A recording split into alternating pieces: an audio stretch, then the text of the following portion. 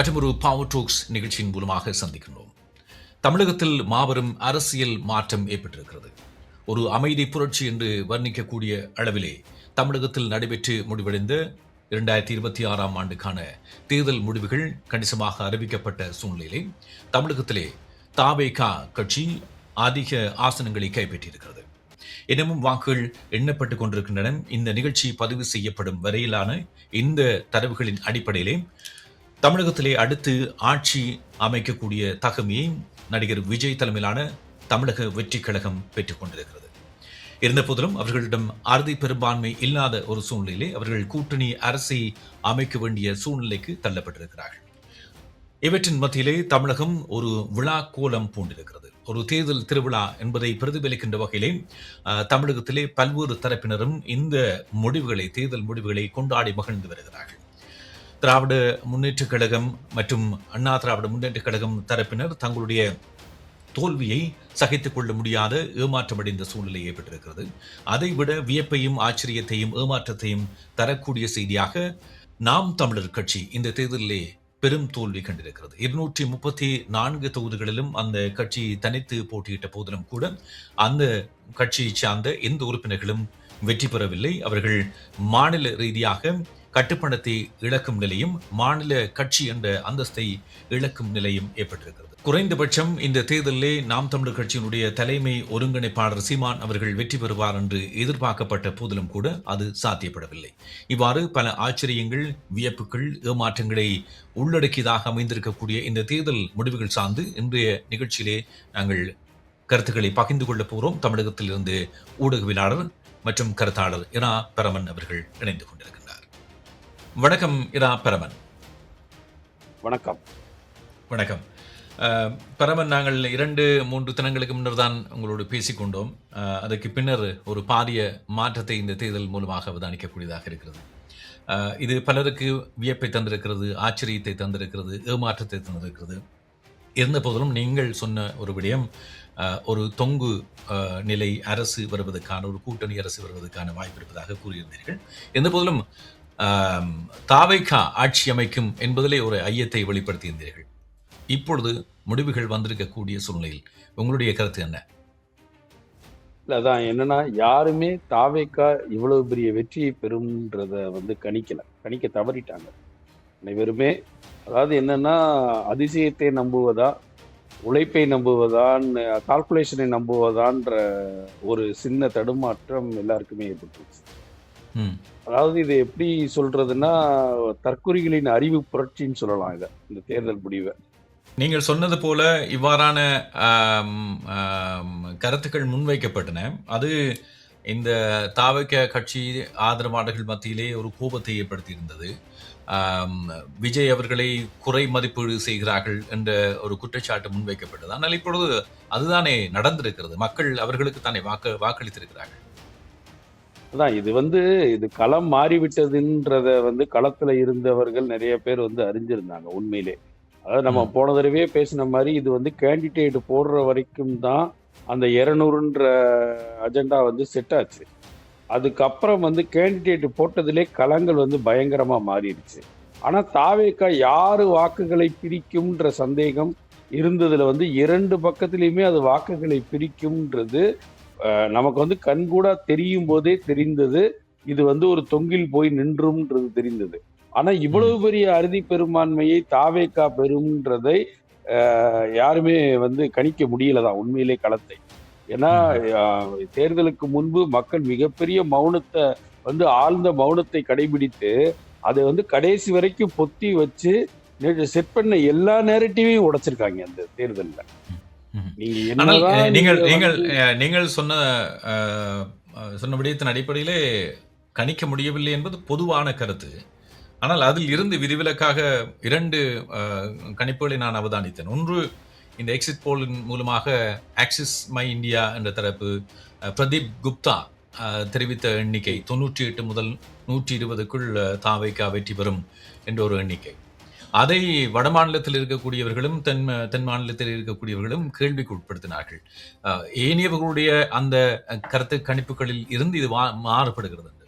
இன்னொரு விடயம், முன்னாள் IPS அதிகாரி ரவி ஐபிஎஸ் என்பவர் முன்னாள் காவல்துறை அதிகாரிகளூடாக 234 தொகுதிகளிலும் தலா 10 காவல்துறை அதிகாரிகளை அனுப்பி வைத்து இந்த கணிப்புகளை மேற்கொண்டதன் மூலமாக அவரும் சொன்ன ஒரு இலக்கம் 121 வரும் என்று.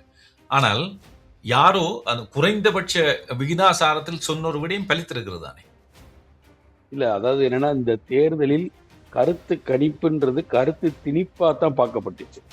தேர்தலுக்கு முன்பும் சரி பின்பும் சரி எதையுமே நம்பிக்கைக்குரியதா நம்மளால எடுத்துக்கவே முடியல. ஏன்னா நீங்க சொல்லக்கூடிய இந்த கருத்து கணிப்பு மொத்தம் 5 கருத்து கணிப்புகள்ல வந்து 2 அதிமுகவையும் 2 திமுகவையும் 1 தாவேகாவையும் கருத்து கணிப்பு தேர்தலுக்கு பிந்தைய கருத்து கணிப்புல சொன்னாங்க.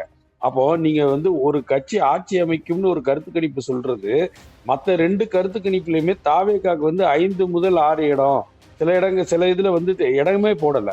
அப்போ நீங்க ஒரு கட்சி ஆட்சி அமைக்கும்னு ஒரு கருத்து கணிப்புல வரக்கூடிய தகவல் மற்ற 2 கருத்து கணிப்புலயும் சின்ன பிரதிபலிப்பை கூட அது போல காட்ட முடியல.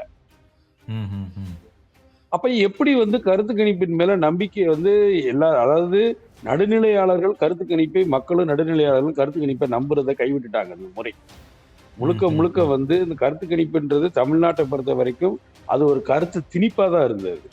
அவரவர் சொந்த ஆசைகளையும் அபிலாசைகளையும் எதிர்பார்ப்புகளையும் அவங்களுடைய எண்ணங்களையும் சொல்லக்கூடியதா தான் இந்த கருத்து கணிப்புகள் எல்லாமே இருந்திருக்கு. அதை வந்து முழுமையா நிராகரிச்சு அதை கணிக்கவே முடியாத ஒரு களம் தான் தமிழ்நாட்டுல நிலவுச்சு. உண்மையிலே அது கணிக்கவே முடியல. ஏன்னா எல்லாம் நம்ம கேட்கின்ற தகவல்கள் அனைத்துமே 10 பேர்ல 8 பேர் தாவேகாக்கு ஓட்டு போட்டோம்னு சொல்றாங்க. ஆனா கருத்து கணிப்புல பார்த்தா அப்படி எதுவுமே ரியாக்ஷனே இல்லை. அப்போ நம்ம களத்தில் கேட்பது ஒன்றாக இருக்குது, நமக்கு காட்டப்படுற ப்ரொஜெக்ஷன் வேற ஒண்ணா இருந்தது. அதனால இது கணிக்கவே, அதாவது இந்த களம் இப்படித்தான் கணிக்க முடியாமத்தான் இருக்கிறதுன்னு இந்த மீடியாக்களும் இந்த கருத்து கணிப்பு நடத்தியவர்களும் இல்ல நேரேஷனை செட் பண்ணவர்களுமே யாராவது ஒருத்தர் உண்மையை பேசியிருந்தா எவ்வளவு பெரிய குழப்பம் நமக்கு ஏற்பட்டிருக்காது. இது இவ்வளவு பெரிய டிஸ்கஷன் ஆயிருக்க வேண்டியது இல்லை. ஏன்னா 2 திராவிட கட்சிகள் மீதான வெறுப்பு தமிழ்நாட்டுல அதிகமா இருக்கு.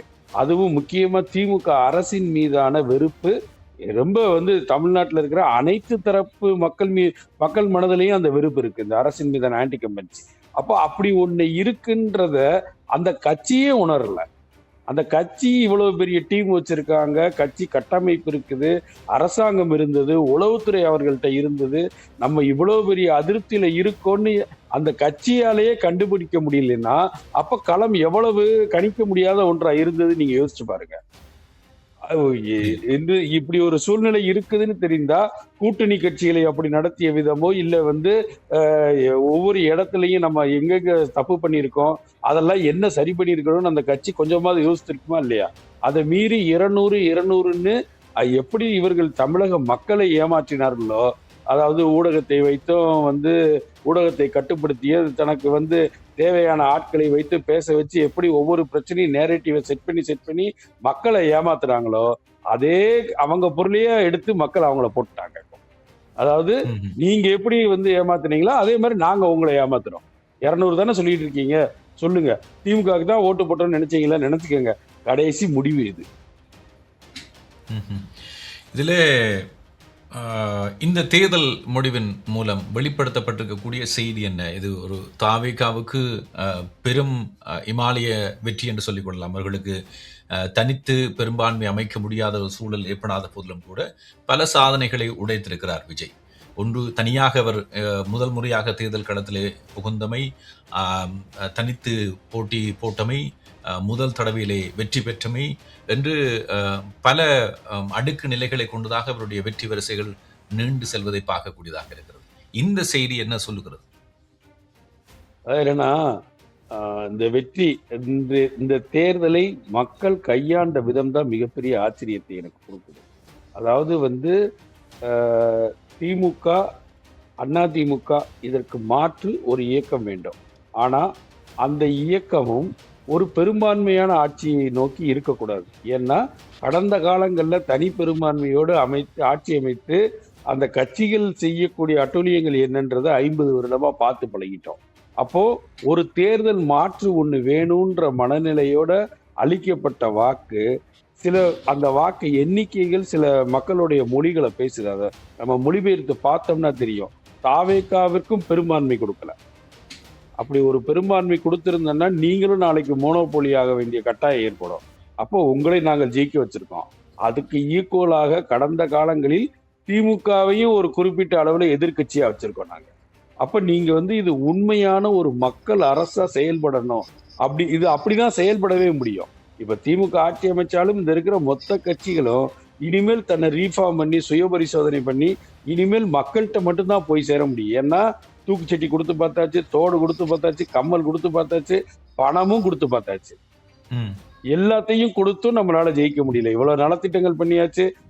நீங்க அதனால நம்ம எண்ணத்துல எதையாவது ஒண்ணு கொடுத்துட்டோம்னா மக்கள் நம்ம மேல இருக்கக்கூடிய எல்லா பிரச்சனைகளையும் மறந்துடுவாங்க. மிஷின் மாதிரி நம்மளுக்கு ஓட்டு போட்டுருவாங்க.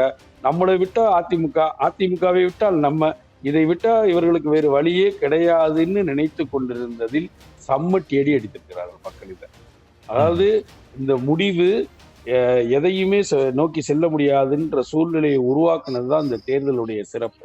நீங்க வந்து இப்ப எப்படியா இருந்தாலும் இந்த பழைய கட்சியும் புதிய கட்சியும் இணைந்துதான் ஒரு ஆட்சியை வந்து ஏற்படுத்த முடியும் அடுத்து. இதிலே பழைய புதிய கட்சிகள் இணைந்து ஆட்சி ஏற்படுத்துகின்ற இந்த விடயத்துக்கு செல்வதற்கு முன்பாக பல கட்சிகளிடம் இருந்தும் இணைவுகளை ஏற்படுத்தி கொண்டது திராவிட முன்னேற்ற கழகம். அவர்களை எதிர்த்தவர்களையே தம்மோடு இணைத்துக் கொண்டார்கள். நடிகர் கமலஹாசன் இணைக்கப்பட்டார். தேசிய முற்போக்கு திராவிடர் கழகம் இணைத்துக் கொள்ளப்பட்டது. அங்கே அண்ணா திராவிட முன்னேற்ற கழகத்தில் இருந்து பன்னீர்செல்வம் இணைத்துக் கொள்ளப்பட்டார். சரியா? இப்படி எல்லாரும் வந்து பன்னீர்செல்வம் வந்து விட்டார், பிரேமலதா வந்து விட்டார், கமலஹாசன் தேர்தலில் போட்டி போடவில்லை. ஆனால் முதலமைச்சராக இருக்கக்கூடிய எம்.கே. ஸ்டாலின் இந்த தேர்தலிலே தோல்வியுற்றிருக்கிறார். இது இது இது ஒரு விசித்திரமாக தெரியவில்லையா? இல்ல, அதான் என்னன்னா இது எந்த அளவுக்கு திமுக மீது, அதே சென்னையிலே வந்து சேகர் பாபுன்னு ஒருத்தர் வந்து வெற்றி பெற்றிருக்காரு. ஸ்டாலின் தோத்திருக்காரு, சேகர் பாபு வெற்றி பெற்றிருக்காரு. அதாவது இந்த அரசின் மீதான அதிருப்தி, இந்த அரசு மக்களுக்காக செயல்பட விடாததின் செயலற்ற தன்மையின் தலைமை நீங்கள். அதனால ஸ்டாலினை தோக்கடிச்சிருக்காங்க மக்கள். அந்த தோல்வியை நீங்கள் உணரணும்.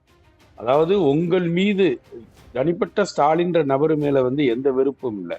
ஆனா திமுக தலைமை அப்படின்னு நீங்க இருந்து கட்டுப்படுத்தி இந்த ஆட்சியை சரியான முறையில் வழிநடத்தாததின் தவறின் விளைவை இன்னைக்கு ஸ்டாலின் வந்து அனுபவிச்சிருக்காருன்னு தான் சொல்லணும். ஏன்னா ஸ்டாலின் மட்டும் தோத்திருக்காரு. இந்த 4 ஆண்டு 5 ஆண்டு அவலத்திற்கு காரணம் தலைமையும் ஏற்க வேண்டிய கட்டாயம் ஸ்டாலினுக்கு தான் இருக்கு. அதனாலதான் வந்து மக்கள் அந்த ஒரு முடிவை ஸ்டாலின் இல்லைன்னா குளத்தூர் தொகுதிக்கு அவர் செய்யாதது இல்லை. கடந்த காலங்களில் மிக மாண்பான ஒரு தலைவரா வந்து ஸ்டாலினை நம்ம பார்க்கணும். உண்மையிலேயே வந்து கூட்டணியை நடத்திய விதம், கட்சியை நடத்திய விதம் எல்லாமே வந்து ஒரு பண்பட்ட தலைவருக்கு உண்டான சூழ்நிலையை வந்து ஸ்டாலின் அடைஞ்சாரு. ஆனா மக்கள் தீர்ப்புன்னு வரும்போது எரிமறைகள் வெடிக்கும் போது பூக்களும் கருகத்தான் செய்யும் சொல்லுவாங்க. அது மாதிரி இந்த செயலற்ற தன்மைக்கு தலைமை நீங்கள், அதற்குண்டான தண்டனையை நீங்கள் அனுபவிச்சுதான் ஆகணும்.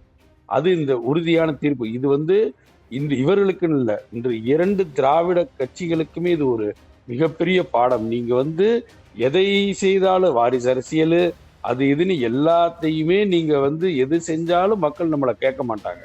நம்மளை கேள்வி கேட்கறதுக்கு ஆளே இல்லைன்னு நினைச்சதற்குண்டான தோல்வி இது. அதனால ஸ்டாலினுடைய வெற்றி எனக்கு மிகுந்த வருத்தத்தை தந்தாலும், ஆனால் இது மக்களின் தீர்ப்பு. அதுக்கு வந்து நீங்க தலை வணங்கிதான் ஆகணும். இன்னொன்னு வந்து அந்த தலைமையின் தன்மைத்துவம், அதை வந்து கண்டித்திருத்தற்கும் அதை திருத்துறதுக்கும் வாய்ப்பு கிடைத்து அதை நீங்க செய்ய தவறி இருக்கீங்க. அது உங்களுக்கு அளிக்கப்பட்ட ஒரு தண்டனை தான். ஸ்டாலினுக்கு அளிக்கப்பட்ட இந்த தோல்வின்றது அவர் வாழ்க்கையில் ஏற்படுத்தி கொண்ட அந்த தோல்விக்கு ஒரு அடையாளம். இதை எப்படி மீட்டுருவாக்கம் செய்ய போறாங்க, இதுல இருந்து எப்படி திமுக வெளிவர போகுதுன்னு எனக்கு தெரியல. சாதாரணமான விஷயம் கிடையாது. ஒரு சித்தாந்த ரீதியிலான மாற்றத்தையும் ஒரு சித்தாந்தமற்ற கட்சி அதை ரீஃபில் பண்ணியிருக்கு. அதற்கு வந்து எதுவுமே தேவையில்லைன்ற ஒரு மனநிலை. எப்போதுமே வந்து ஒரு இமேஜ் பாலிடிக்ஸ், ஒரு ஐடியாலஜிக்கல் பாலிடிக்ஸ்னு 2 பாலிடிக்ஸை வந்து தமிழர்கள் வந்து ஈக்குவலா வச்சுக்கிட்டே வருவாங்க. ஆனா இன்னைக்கு அப்படி ஒரு பெரிய சித்தாந்தம் இல்லாத ஒரு இயக்கம் வந்து உங்களை வந்து இவ்வளவு பெரிய இதுக்கு துயரத்துக்கு தள்ளி இருக்குன்னா, நீங்க உங்க சொந்த கருத்துக்களில் இருந்து வெளியேறிட்டீங்க. நீங்களும் ஒரு சித்தாந்தமற்றவர்களா தான் இருக்கீங்க. அவங்களுக்கு ஈக்குவல் தான் நீங்களும். நீங்க வந்து அதை உங்க சித்தாந்தங்களை உங்க அரசியல் தேவைக்காக பயன்படுத்திக்கிட்டீங்களே தவிர, அந்த சித்தாந்தத்தின் வழியில, சித்தாந்தத்தின் அடிப்படையிலேயே நீங்க இருக்க தவறுனதின் விளைவு தான் இன்று திமுக கிடைத்திருக்கக்கூடிய தோல்வி. ம்ஹ்ம். இதிலே இன்னொரு ஆச்சரியம் தருகின்ற விடயம், நாம் தமிழர் கட்சி எந்த தொகுதிகளிலுமே வெற்றி பெறவில்லை. மிக குறிப்பாக நாம் தமிழர் கட்சியினுடைய ஒருங்கிணைப்பாளர் சீமான் அவர்கள் தன்னுடைய தொகுதியிலே தோல்வி அடைந்திருக்கிறார். நீங்கள் கடந்த முறை பேசுகின்ற பொழுது நாம் தமிழர் கட்சியினுடைய அந்த கொள்கை கோட்பாடு என்ற அந்த அரசியல் நடைமுறைகளை சரியான விடயமாக சுட்டிக்காட்டியிருந்தீர்கள். ஆனால் நாம் தமிழர் கட்சி எந்த ஆசனங்களையும் பெறாது என்பது உங்களுடைய கணிப்பாக இருந்தது தான் நடந்திருக்கிறது.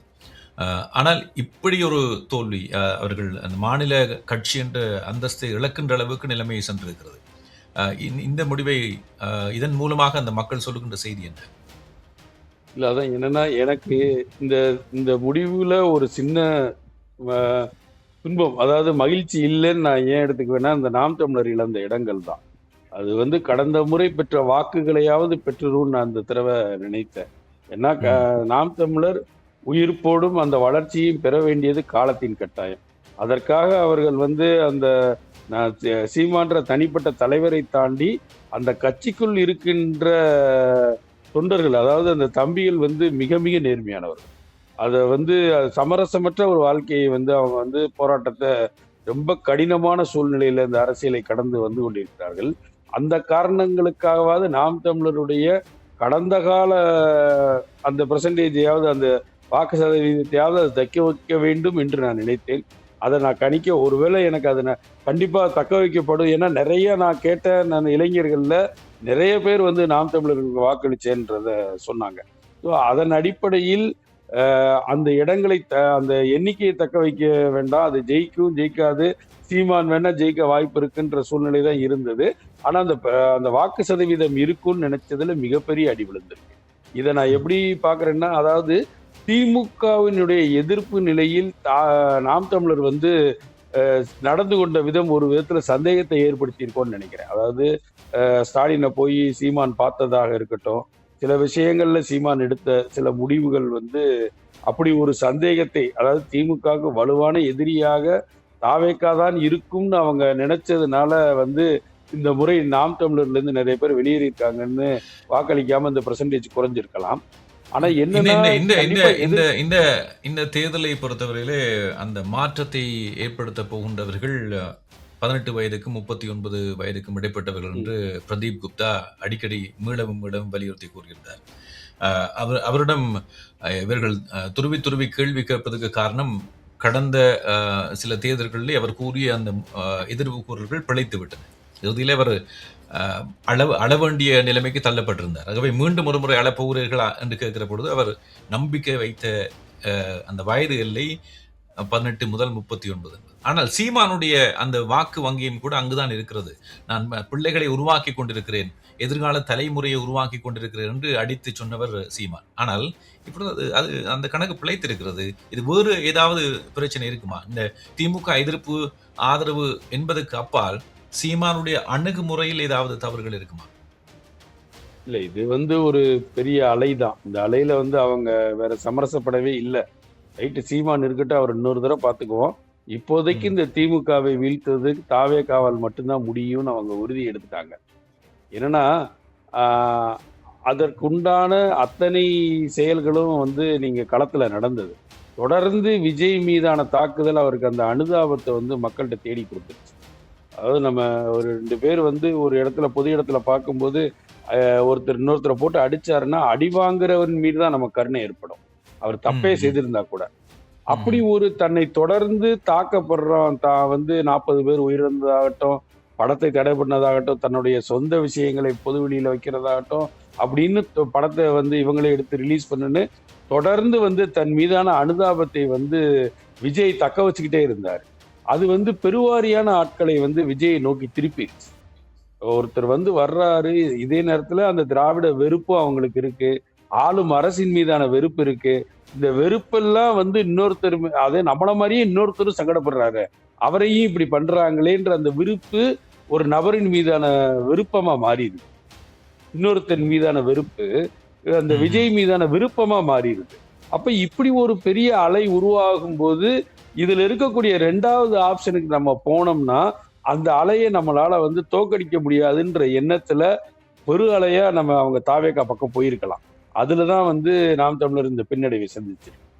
ம். அ இந்த நிலையிலே அடுத்து என்ன நடைபெறப் போகிறது? இப்பொழுது தனிப்பெரும்பான்மை அ விஜயிடம் இல்லை. ஏனையவர்களோடு கூட்டணி அமைக்க வேண்டும். அந்த கூட்டணி என்பது பாரம்பரியமாக இருக்கக்கூடிய இந்த கட்சிகளிடமிருந்து தான் அவர் கடன் வாங்க வேண்டிய ஒரு சூழ்நிலை வரப்போகிறது. அது அந்த கட்சி என்று திராவிட முன்னேற்ற கழகம் அல்லது அண்ணா திராவிட முன்னேற்ற கழகத்தை கடந்து அவர்களோடு கூட்டணியாக சேர்ந்தவர்களிடமிருந்து தான் அது எதிர்பார்க்கப்படுகிறது. அது எவ்வாறு சாத்தியப்படும் என்று நீங்கள் நினைக்கிறீர்கள்? இல்ல அது அதாவது என்னன்னா இப்ப நீங்க வந்து ஒரு கொள்கைக்காக திமுகக்குள்ள சில கூட்டணிகள் வந்து தன்னுடைய அத்தனை சமரசங்களை செய்து கொண்டு இருந்தன. பாஜக ம். அங்க புகுந்துடக்கூடாது, வலதுசாரி அரசியல் பலம் பெற்று விடக்கூடாது, திமுக எந்த விடத்திலையும் பலம் இழப்பது அது வலதுசாரிகள் வளருவதற்கு உதவும்னு சொல்லி ம். தன்னுடைய அதாவது கம்யூனிஸ்ட் கட்சிகளும் சரி விசிகாவும் சரி பல்வேறு தொழிலாளர் பிரச்சனைகள்லையும் தலித் பிரச்சனைகள் வந்த போதும் கூட திமுக முட்டு கொடுத்தாங்க, ம். திமுகவை பாதுகாத்தாங்க. அந்த விஷயத்தை பெருசாக்கி திமுக எங்கேயுமே செயலிழந்து விடாதபடி அவர்கள் கூட இருந்து பாதுகாத்தாங்க. இப்படி ஒரு சூழ்நிலை திரும்பவும் அவர்களுக்கு வந்தது. அதாவது வந்து இந்த 3வது அணி திமுக இல்லாத அதிமுக இல்லாத ஒரு 3வது அணின்னு முயற்சித்து பார்த்தது இந்த 3 கட்சி, இந்த 2 கட்சிகளும். அதாவது விசிகாவும் கம்யூனிஸ்டுகளும் மக்கள் நல கூட்டணி வச்சு பார்த்தாங்க. அதே ம். மாதிரி ம். வந்து தேமுதிகவும் வச்சு பார்த்தது. காங்கிரஸ் இப்போ உடன் இருக்கு. இப்போ வந்து இந்த 3வது அணின்னு நீங்க அன்னைக்கு உருவாக்கி கண்ட கனவு இன்னைக்கு நினைவாயிருக்கு. அப்போ இத தார்மீக அடிப்படையில் இது வந்து மக்கள் அளித்திருக்க தீர்ப்புக்கு மதிப்பு கொடுத்து இந்த கம்யூனிஸ்ட் கட்சிகளும் விசிக காங்கிரஸ் 3மே வந்து தாவேகாவுக்கு தார்மீக ஆதரவை அளிக்கணும். முதல்ல அது வந்து நம்ம வந்து அது கோரிக்கையா கூட வைக்கணும். நான் என்னை கேட்டா இது இல்லை அப்படின்னா இது ஒரு தொங்கு சட்டமன்றத்துல போய் முடிந்து எதை மாற்றத்தை விரும்பி மக்கள் வாக்களித்தார்களோ அதே திரும்ப கேலி கூத்தாக்கப்படும். திடீர்னு குடியரசுத் தலைவர் அமல்ல வந்துடலாம், இப்போ வந்து வேற ம். ஏதாவது தேர்தலை மறுதேர்தல் தள்ளி வைக்கிறது அப்படி இப்படின்னு ம். எதுவுமே ஒண்ணு நடந்து விடாதபடி இந்த அரசை ம். காப்பாற்ற வேண்டிய பொறுப்பு ஜனநாயக சக்திகளுக்கு இருக்கு. அந்த ம். முடிவை வந்து கண்டிப்பா விசிக காங்கிரஸ் இது விசிக காங்கிரஸ் கம்யூனிஸ்டுகள் வந்து எடுப்பாங்க. ஏன்னா இதை விட்டுட்டா நாளைக்கு வந்து அண்ணா இது வந்து வலதுசாரிகளின் ஆதரவு தளத்துக்கு போயிருச்சுன்னா அதிலிருந்து பாதுகாக்க வேண்டிய பொறுப்பு இருக்கு. இன்னொன்னு பாஜக உண்மையான எதிரி வந்து காங்கிரஸ் கட்சி தான், திமுக கிடையாது.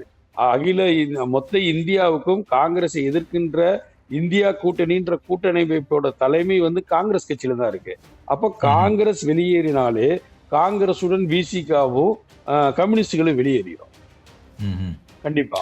அப்போ ஆனால் வந்து இந்த இந்த இந்த விடயத்திலே அ காங்கிரஸோடு அவர்கள் கூட்டணி வைக்கின்ற ஒரு நிலை வருமாக இருந்தால், அது அவர்களுக்கு விருப்பமான ஒரு விடயமாக இருக்கலாம். ஆனால் இந்த தமிழ் தேசிய பரப்பை பொறுத்தவரையிலே அது பெரும் அ அ விமர்சனங்களை, கண்டனங்களை உருவாக்காதா விஜயை பொறுத்தவரையிலே?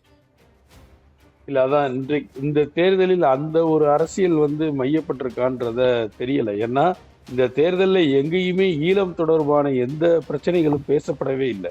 முதல் முறையா ம்ஹ்ம். தமிழக சட்டமன்ற தேர்தலில், ஏன்னா ஈழம் வந்து ஒரு முக்கிய புள்ளியாவோ திமுக அதற்கு இழைக்கப்பட்ட அநீதிகளையும் எப்போதுமே ஒரு முக்கிய வாதமா எல்லா தேர்தல்கள்லயுமே இருக்கும். அதுவும் மாநில ம். தேர்தல்ல ரொம்ப முக்கியமா இருக்கும்.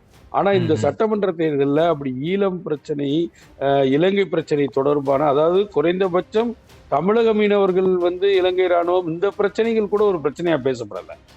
ம்ஹ்ம். ம். ஆனால் சீமானுடைய பரப்புரையிலே அது எப்பொழுதுமே இது ஒரு வகையிலே ஒரு விகிதாசாரத்திலே அது அந்த அந்த பரப்புரையில் அதற்கு ஒரு இடம் இருந்தே வந்திருக்கிறது. ஆனால் அந்த நீங்கள் சொல்வது போல அந்த முன்னிருந்தது போல ஒரு வீரியம் இல்லாமல் போயிருக்கலாம். ஆனால் அவ்வாறு ஈழப் பிரச்சனை அதிகம் அ தேர்தல் மேடைகளிலே பிரதிபலிக்கப்பட்டதன் காரணமாகத்தான் சீமானுக்கு வாக்கள் விழவில்லை என்ற மறு தரப்பு கருத்தும் இருக்கிறது. ஆமா, உண்மையிலே அதுவும் இருக்கு. எனக்கு தெரிந்து வந்து அத காங்கிரஸை விட்டால் இப்போதைக்கு தாவேகாவுக்கு வேறு வழி கிடையாது. காங்கிரஸுக்கும் இப்போதைக்கு தாவேகா விட்டால் அவங்களுக்கும் வேறு கிடை கிடையாது. ஏன்னா 50 வருடம் ஆச்சு தமிழ்நாட்டுல அதிகாரத்தில் காங்கிரஸ் வந்து. ஒரு ம்ஹ்ம். காங்கிரஸ் கட்சியா வந்து ஒரு அரசியல் கட்சியா அந்த கட்சி அப்படிதான் யோசிக்கும்னு நான் நினைக்கிறேன். ஏன்னா வந்து ம். திமுக கூட்டணியில் இருக்கக்கூடிய காங்கிரஸ் ஆகட்டும், விசிக ஆகட்டும், கம்யூனிஸ்டுகளாகட்டும் கிட்டத்தட்ட 50 வருடங்கள் அவங்க அந்த அரசியல் பங்கு கொண்டு இவங்க வந்து கற்பனையிலேயே எட்டி பார்க்க முடியாத விஷயம். இவ்வளவு சின்ன வாக்கு சதவீதத்தை வைத்து இவர்கள் வந்து ஆட்சியில் அதிகாரத்துல பங்கு பெறவே முடியாத சூழல்ல இருந்த நிலை மாறி இன்னைக்கு வந்து இப்படி ஒரு சூழ்நிலை அமைஞ்சிருக்கு. அப்ப இந்த காலத்தை பயன்படுத்தி கொள்ள அவர்கள் பார்ப்பார்கள். 2 பேருக்குமே அந்த தேவை இருக்குதுன்றதுனால அந்த தேவைதான் இதுல ஒன்றிணையுமே தவிர இதுல காங்கிரஸ் இலங்கை ஈழத்தமிழருக்கு செய்த துரோகங்களை ஒரு முக்கிய பிரச்சனைகளா இவங்கெல்லாம் எடுத்து வைப்பாங்களான்றது எனக்கு தெரியல. ஏன்னா இது முக்கியமா பேசக்கூடிய விசிகா கூட வந்து காங்கிரஸோட கூட்டணியில தானே திமுக கூட தானே இருக்குது. ஆ. அப்போ புதிதாக இந்த பிரச்சனையை எடுத்து வைக்கிறதுக்கு உண்டான வாய்ப்பு ரொம்ப ரொம்ப கம்மி.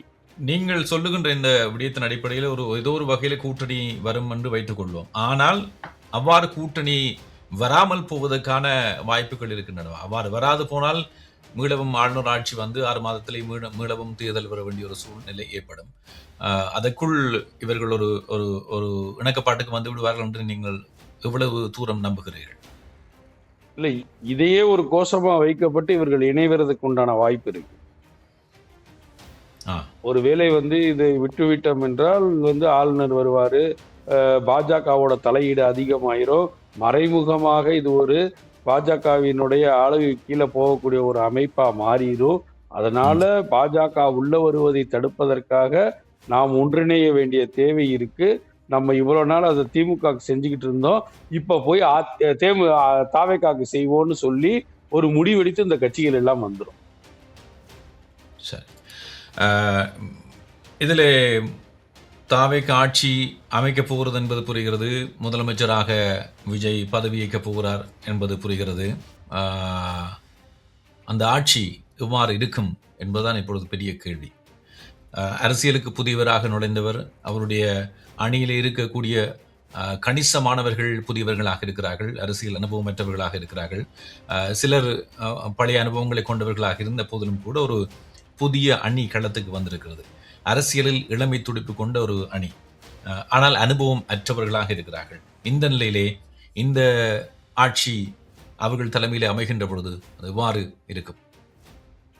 32 பற்களுக்கு இடையில் சிக்கிய நாக்கு போல இருக்கும். அதாவது என்னன்னா எந்த பக்கமுமே போக முடியாது.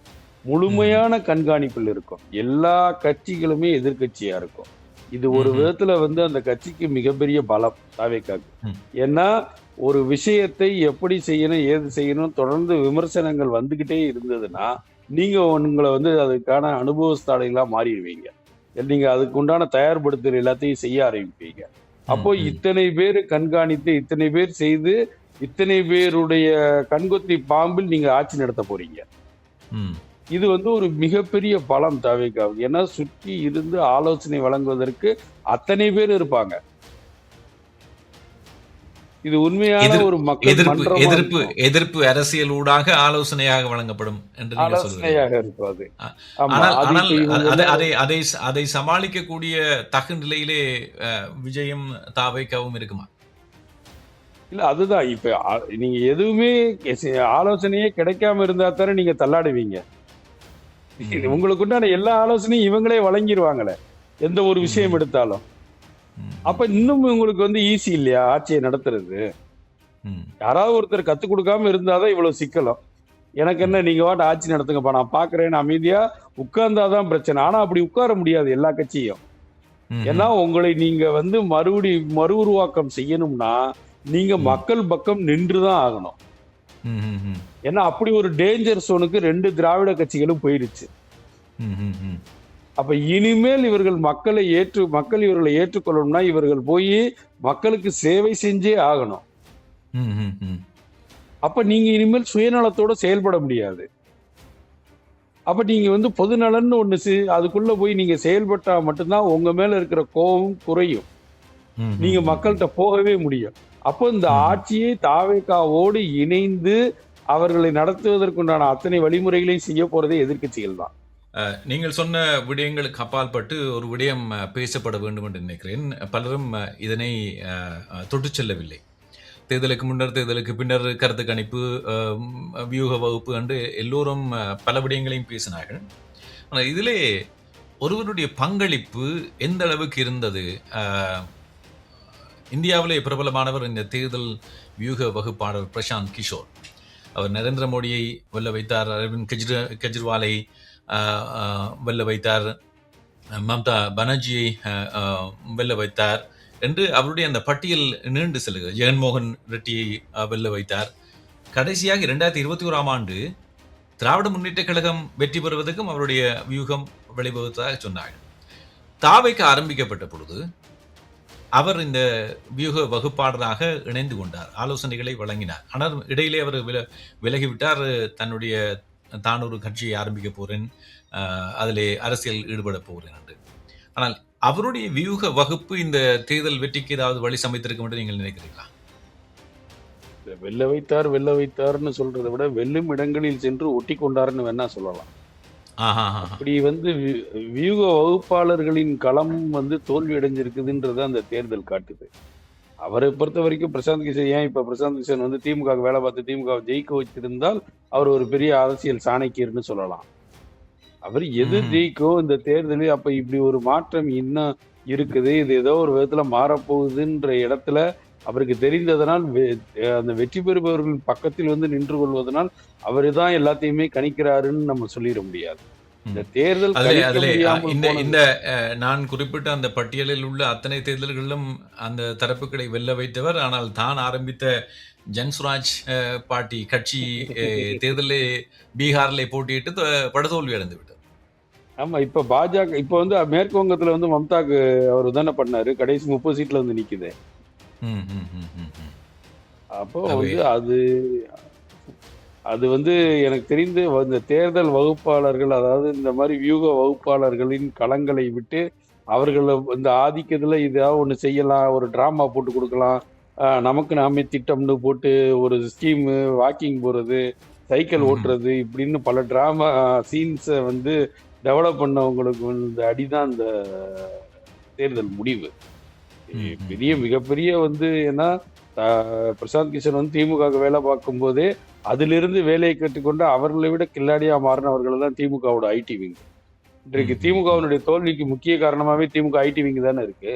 அந்த வெறுப்பு மக்களுக்கு அதிகமாயிருக்கு. அதை யாராலையும் ஏதோ ஒரு ஜிக்னா வேலை பண்ணி அதை சரி செய்யக்கூடிய நிலைமையில் அது மற்ற மாநிலத்துக்கு வேணா ஒத்துழைமை வரைய தமிழகம் இந்த முறை மிகப்பெரிய தன்னுடைய அறிவாளித்தனத்தை இந்த தேர்தல் ஜனநாயக திருவிழாவில் காட்டிடுச்சு.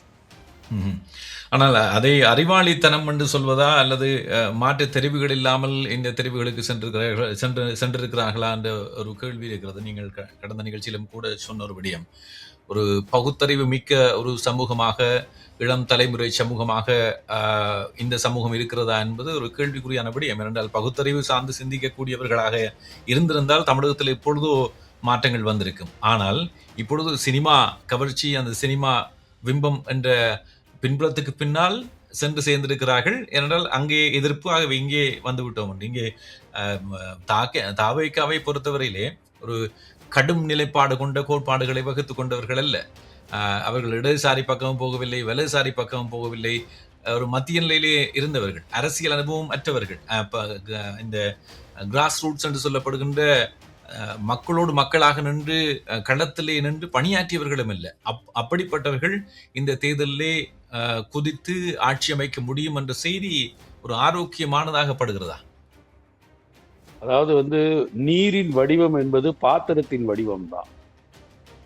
பாத்திரம் எந்த வடிவத்தில் இருக்கோ நீரும் அந்த வடிவத்துல தான் இருக்கும். உங்களுக்கு ஒரு அறிவார்ந்த சமூகத்தை உருவாக்கி கொடுத்ததனால் திமுக ஒரு அறிவார்ந்த இயக்கமாக வேணா இருந்திருக்கலாம், அதற்குள் அறிவாளிகள் இருந்திருக்கலாம்.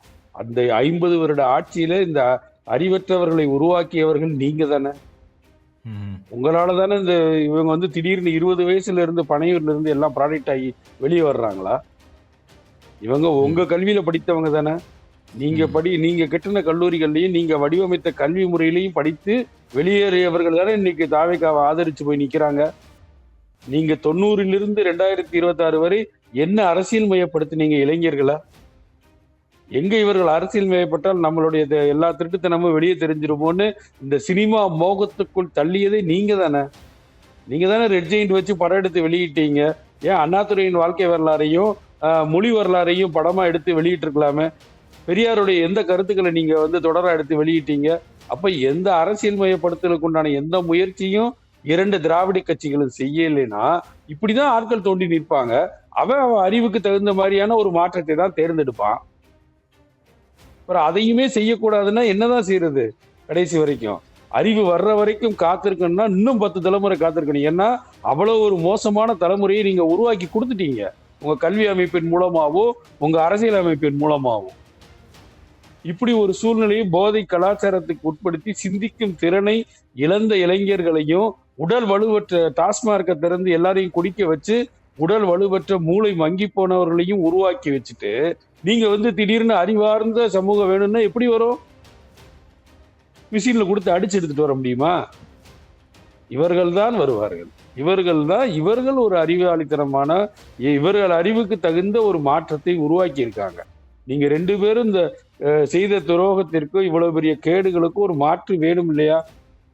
உங்களை விட்டா வேற வழியே இல்லைன்ற எண்ணத்திலிருந்து ஒரு மாற்றம் வேணும் இல்லையா? அப்ப இதெல்லாம் மேன்மையானது இல்லையா? இப்ப இது அவர்கள் ஏதோ ஒரு நடிகர் பின்னாடி போனான்னா விஜயோடைய ரசிகர்கள் மட்டும் வாக்களிச்சு விஜய்க்கு இவ்வளவு பெரிய இடம் கிடைக்கல. மொத்த தரப்புமே வாக்களிச்சிருக்கு. இத்தனை வருடம் திமுகவுக்கும் அதிமுகவுக்கும் மாறி மாறி ஓட்டு போட்டு ஏமாந்து அந்த சலிப்பின் வெறுப்புல பல பேர் ஓட்டு போட்டிருக்காங்க. தாவேகாக்கு சிறுபான்மையை போட்டிருக்காங்க, பெண்கள் போட்டிருக்காங்க, அரசு ஊழியர்கள் போட்டிருக்காங்க. எல்லாரும் போட்டுதான் இவ்வளவு ஒரு இடத்துக்குள்ள தாவேகா வந்திருக்க முடியுது. அப்ப இதை மாற்றத்தை முதலில் நம்ம உள்வாங்கணும். மாற்றமே ஒன்று நடக்கக்கூடாதுன்னு சொன்னா அது சனாதனம். மாற்றத்தை விரும்புவதுதான் அறிவியல் இயக்கமா இருக்கும். அப்ப இப்படி ஒரு மாற்றம் தேவைன்றதை இருக்கு. இது அறிவோட செஞ்சாங்களா அறிவில்லாம செஞ்சாங்களான்ற கேள்வியே வரக்கூடாது. உங்களை தேர்ந்தெடுத்தா இப்ப தமிழ்நாட்டில் இருக்கிறவர்கள் பூரா அறிவாளிகள் ஆயிடுவார்களா? திமுகவை தேர்ந்தெடுத்துட்டா அதே ஆட்கள் தானே இருக்க போறான்.